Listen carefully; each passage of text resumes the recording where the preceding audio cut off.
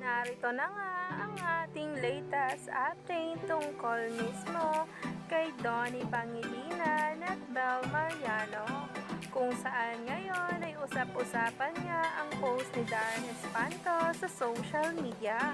Kinagiliwan nga talaga ang ginawa ni Bel habang naghihintay nga silang bumalik nga sa taping.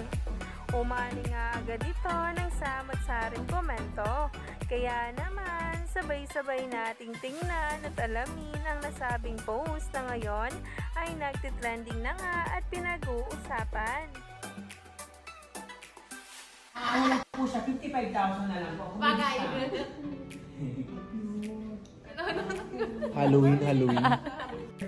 Ano lang po siya, 55,000.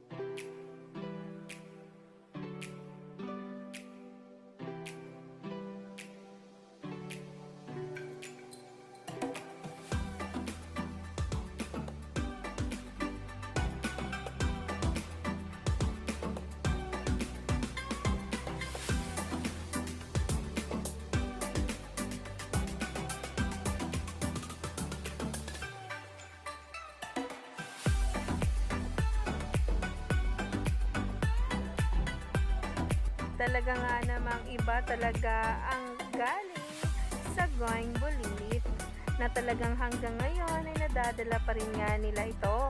Umani nga agad ito ng samot-saring komento sa social media at ngayon ay nagtitrending na.